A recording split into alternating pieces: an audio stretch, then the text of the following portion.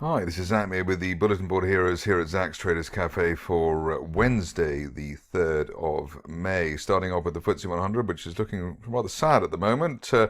The April resistance below the March resistance. We failed at that line from back in February, i.e. the trigger line, 79.30, and end of day close above that to get back above 8,000. At the moment, with the key reversal down yesterday and a rather sad looking candle today, as well as a falling 50-day moving average in the RSI below neutral 50, one has to be wary of the idea that we might actually break the 50-day line around 77.60 and head down back to initial April support at 76.30.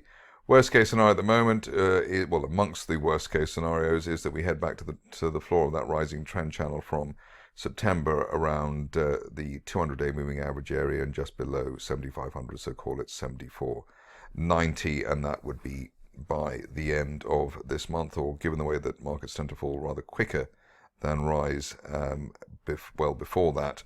Otherwise, if we get a bounce towards the 50-day line, maybe after the Fed moves on interest rates, then that would let off the bulls for the time being, especially depending on where the market closes today. Ideally, it closes above 77.50. On to the DAX, and here we've got a situation where we're still above the old February-March resistance for this market, so 15,700, the line in the sand there. Pretty impressive, and hopefully that is an indicator that markets are not going to fall down, especially the FTSE. If we do go below 15,700, then it's down to the 50-day line at 15,500. Otherwise, an end-of-day close through 15,900, and we're looking at 16,500 by the end of this month. RSI here comfortably above the neutral 50 level at 56, which is just where you want it to be if you're looking for a move to the upside.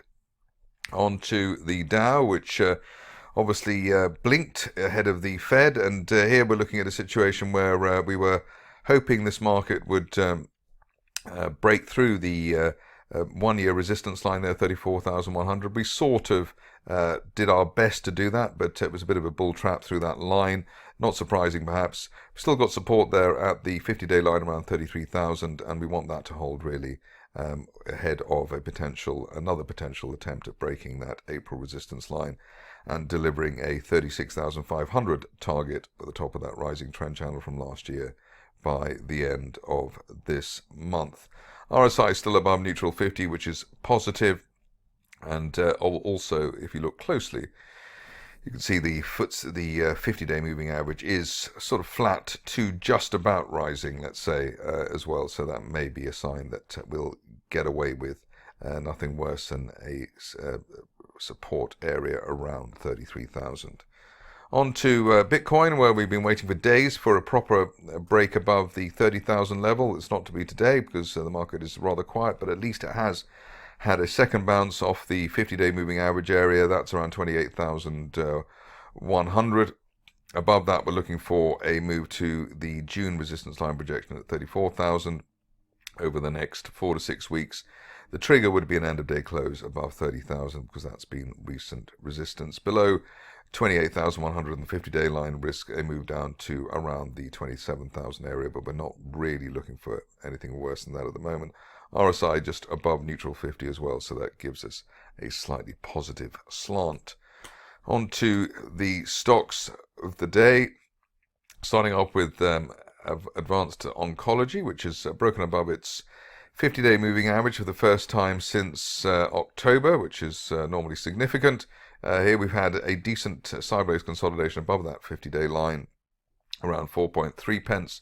4.4 pence in fact, and above that we're looking for the top of that falling trend channel as high as 12 pence by the end of next month. So really continuing the flow that we've had to the downside, but bouncing off or hopefully hitting the top of that falling trend channel by the end of the month.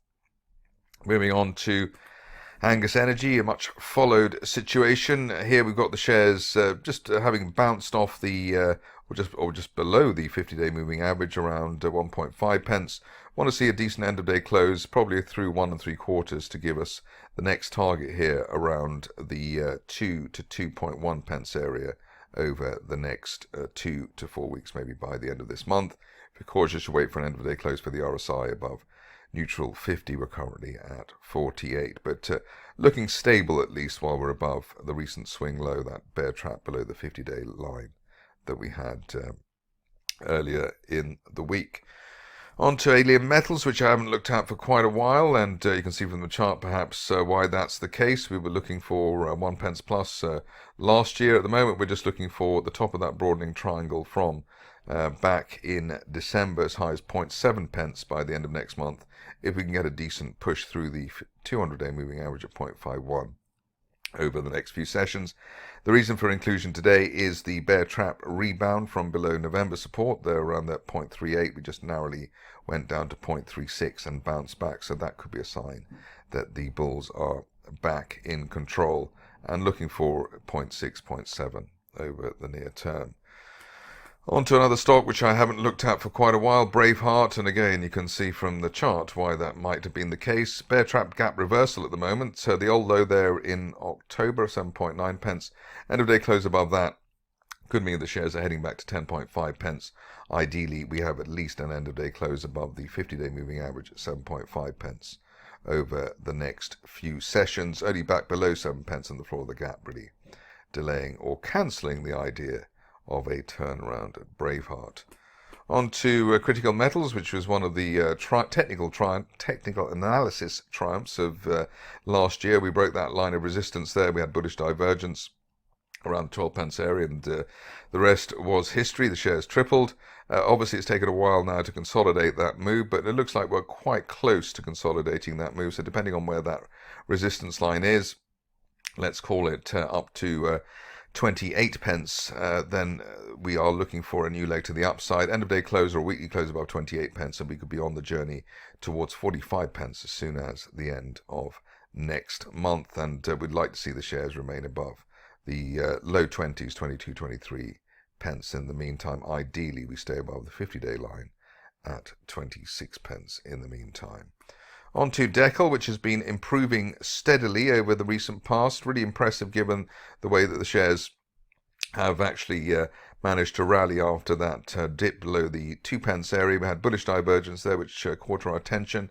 We then broke above the 50-day line at the third time of asking and have gone through the 200-day moving average at 2.9 pence. Above that, looking for as high now as 4 pence at the top of a broadening triangle from November. And obviously, we've still got a long way to go to get up to early 2022 resistance at 6 pence, which may be something to look for over the next 2 to 3 months, but looking very solid there above 2.9 pence at Dekel. The next stock is Ferro alloy, and here are lots of the Twitterati getting excited, and so they should be perhaps, with the breakout through April resistance at 10.5 pence. Above that, we're looking for at least 14.5 pence by the end of the month, perhaps a bit more, in fact, at the top of that falling trend channel from September. Very extended bullish divergence line there over nearly a year, and that should be enough to give us a pretty decent move, actually. The longer the bullish divergence line, the bigger the move tends to be, and it's already started well. So 14 pence initially, and then perhaps up to 15 or 16 to fill that gap down that we had from September. On to a stock which is rather less followed, Goldstone Resources, but I think I've covered it here as a potential turnaround, and we've broken that April resistance there around 3.5 pence. Above that, looking for at least the 200-day line at 4 3/4 by the end of this month, and then up to 8 pence by the end of next month. Yes, it looks that interesting at the moment with the bullish divergence extended from the summer of last year, and rising 50-day line as well on Goldstone. Covered Hellenic dynamics a few days ago, and the shares have delivered the goods. Here we had a rising 50-day line and a bear trap below it. Initial target here up to 0.16, and that we're looking for that by the end of the month. Over the next 4 to 6 weeks, we should get up to 0.2 pence, while we hold above April resistance at 0.12. So above 0.12, looking for 0.2 by the end of next month on Hellenic.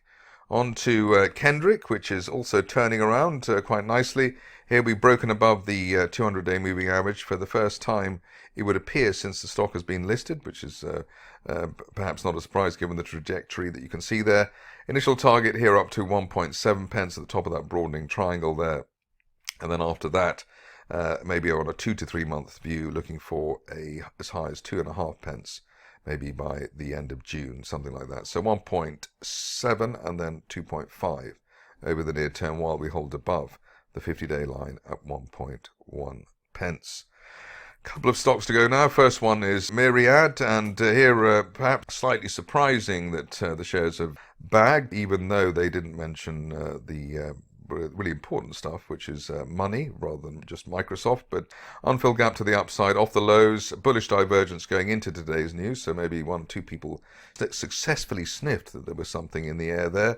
End of day close above the 50-day moving average around 2.5 pence, could take the shares up to at least the 200-day line at 5 pence by the end of the next month. Best case scenario, if everything goes well and a proper story that's followed, up to 8 pence over the next 4 to 6 weeks. So looking quite exciting there. If you're looking for a stop loss, probably 1 3/4, which was neckline resistance last month, might be the place to do that. But with that bullish divergence and the break of the RSI above neutral 50, it does suggest that shares are only just starting rather than having delivered the most of their move to the upside. On to URA Holdings, which see quite a few people are claiming the credit for the latest rise, but if that makes them happy, that's all good. Here we're just about to break February resistance around 2.6 pence. Above that we were looking for 4 pence, and that could be hit as soon as the end of this month. If you're a fan of the shares and looking for greater glory, I might just tempt you with the resistance line that I'm drawing here, which is from December, and that's heading for around 5.25 pence, and maybe that would be the best case scenario over the next 1 to 2 months, i.e.